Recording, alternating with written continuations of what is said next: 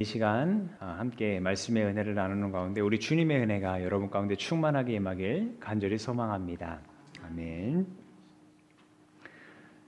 여러분께서 뉴스를 통해서 알고 계시듯이 미국 조지아주에 있는 현대차 공장 또 LG 에너지 솔루션 그 공장에 갑자기 이민 세관 단속국이 들이닥쳐서 우리 근로자들을 잡아가는 일이 있었죠. 한 하원 의원 예비 후보라는 어떤 여성이 신고를 했다는데 그 신고를 받고 출동했는데 마치 중범죄자를 다루듯이 허리와 발목에 쇠사슬을 채우고 그렇게 호송하는 모습을 보았습니다. 아니 뭐 비자 문제가 있었다고 하는데 설령 비자 문제가 있었다 할지라도 전통적인 우방국이고 또 협상을 맺고 온 지 얼마 안 돼서 그 협상을 이행하기 위해서 기술자들이 간 것으로 알고 있는데 거기서 그렇게 문제를 삼으니까 다들 놀라고 당황할 수밖에 없었습니다. 전해지는 이야기로는 그들이 잡혀있던 구금시설이 얼마나 열악한지 음식을 끝까지 먹을 수가 없었다 그래요. 너무 맛이 없고 형편없어서. 그리고 화장실도 개방돼 있었다 그래요. 그래서 일을 제대로 보기 어려울 정도로 그렇게 아주 열악한 환경이었다고 합니다. 그래서 또 뭐 금방 풀려날 것처럼 얘기가 나오다가도 이래저래 말들이 나오면서 차일피일 미뤄졌고 그래도 지난 금요일 오후에 드디어 316명이 전세기를 타고 귀국을 했습니다. 그들을 귀국시키기 위해서 얼마나 많은 물밑 작업들이 있었는지 상상하기도 쉽지 않습니다. 어쨌든 이 노심초사 근로자들을 기다리던 가족들은 이제 눈물겨운 상봉을 했죠. 기사를 보니까 어떤 근로자분의 아내분인데 일주일 동안 잠을 한숨도 못 잤답니다. 그렇겠죠. 뭐 갑자기 그렇게 막 쇠사슬에 껴서 남편이 끌려가는 거 생각하면 잠이 오겠습니까? 무사히 돌아온다는 것만으로도 가슴이 벅찼다. 이렇게 인터뷰한 내용도 보았어요. 뭐 걱정을 말로 다 할 수 없었을 텐데 이제는 그래도 안도의 한숨을 좀 쉬지 않을까 합니다. 그런 일이 없으면 좋겠지만 혹여라도 만약에 여러분의 가족 중에 그런 위험에 빠졌다가 잘 돌아온다면 그렇게 무사귀환한다면 얼마나 기쁜 일이 되겠습니까? 무엇과도 바꿀 수 없는 큰 기쁨의 사건일 거예요. 오늘 성경 말씀은 바로 우리에게 그 기쁨에 대해서 이야기합니다.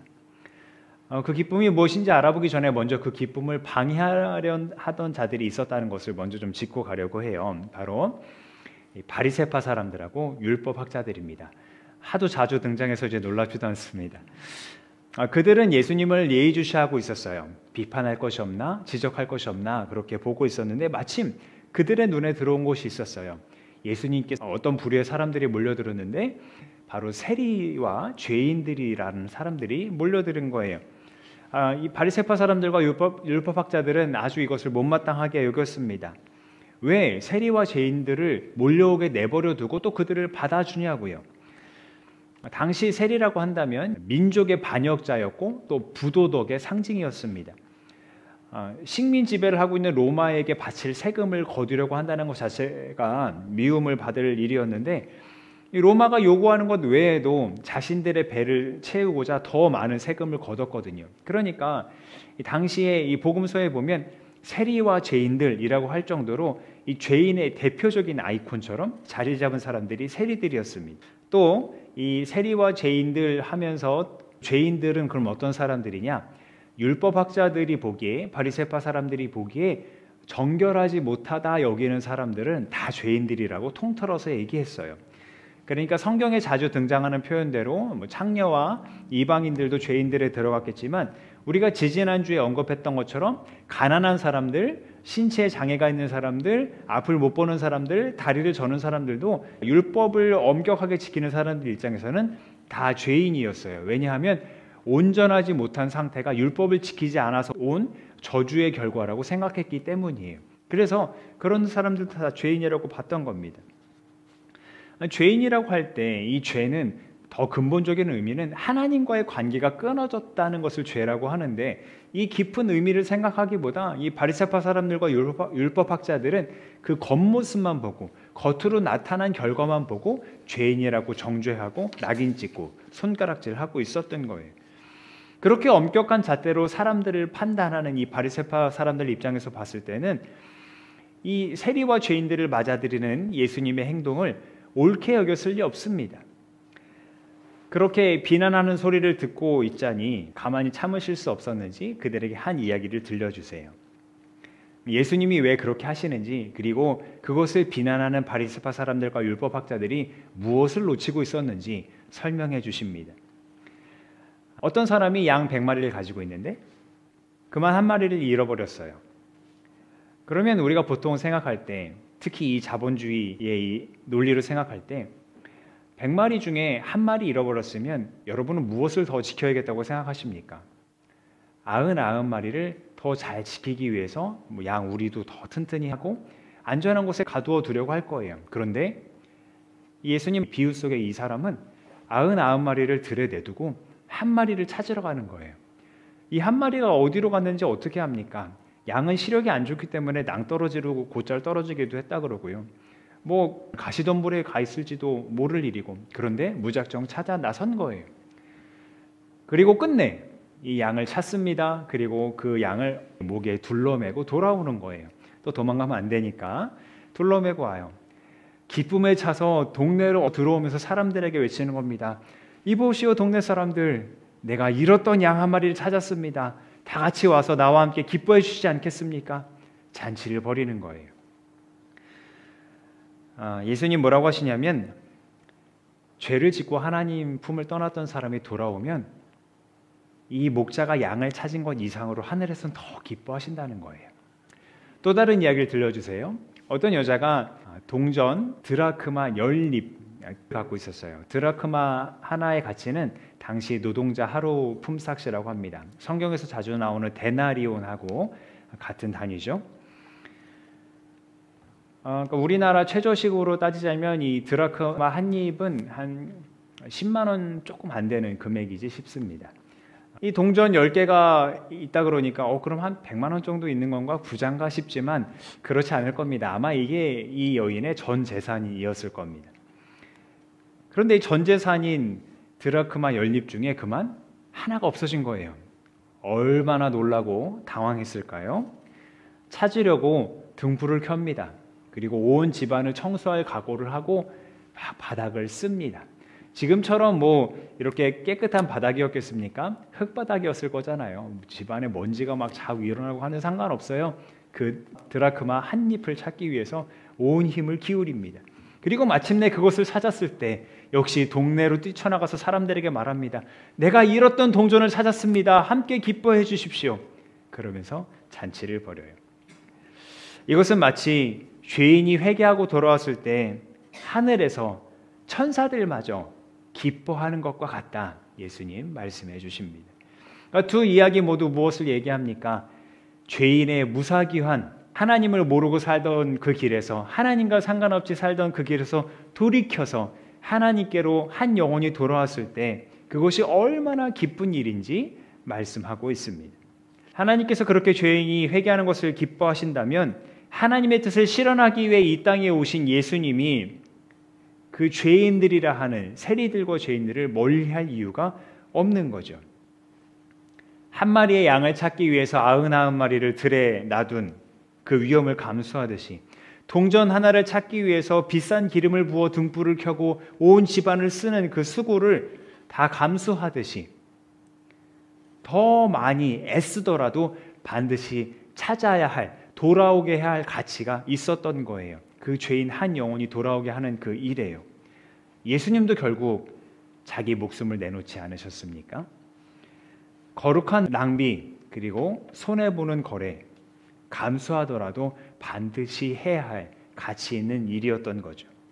자, 그러면 오늘 복음서에서 이 비유의 대상이 된 예수님 앞에 있는 세리들과 죄인들은 회개한 사람들이었을까요?